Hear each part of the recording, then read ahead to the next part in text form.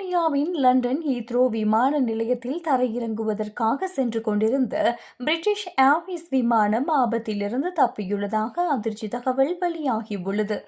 சுமார் 180 பயணிகளுடன் பறந்து கொண்டிருந்த A320 ரக பயணிகள் விமானம் ஒன்று சட்டவிரோதமாக பறக்கவிடப்பட்ட ட்ரோன் ஒன்றுடன் மோதும் அபாயத்திலிருந்து நூலிழையில் தப்பியுள்ளது.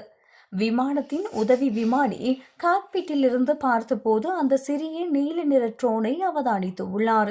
குறித்த ட்ரோன் விமானத்திலிருந்து சுமார் 50 அடி தூரத்திற்குள், அதாவது விமானத்தின் ஒரு சிறகின் நீளத்திற்குள் மிக அருகில் கடந்து சென்றதாக அவர் தெரிவித்துள்ளார். பிரித்தானிய வான் பாதுகாப்பு சபை வெளியிட்டுள்ள அறிக்கையின்படி இந்த சம்பவம் மே மாதம் 9ஆம் திகதி காலை 8:38 மணியளவில் 1300 அடி உயரத்தில் இடம்பெற்றுள்ளது. இச்சம்பவம் வரலாற்று சிறப்புமிக்க வின்சர் கோட்டைக்கு மேல் இடம்பெற்றதாக உத்தியோகபூர்வ அறிக்கை உறுதிப்படுத்தியுள்ளது.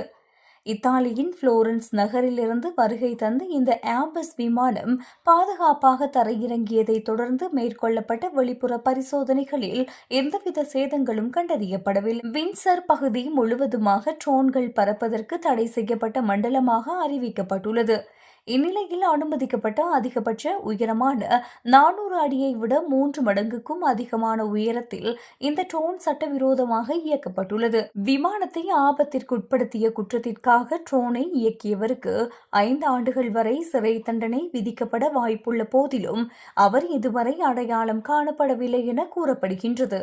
வான் பாதுகாப்பு சபை இந்த சம்பவத்தை மிக தீவிரமான கேட்டகரி A என்ற பிரிவின் கீழ் வகைப்படுத்தியுள்ளதுடன் தெய்வாதீனமாக பெரும் அனர்த்தம் தவிர்க்கப்பட்டுள்ளதாக தெரிவிக்கப்பட்டுள்ளது.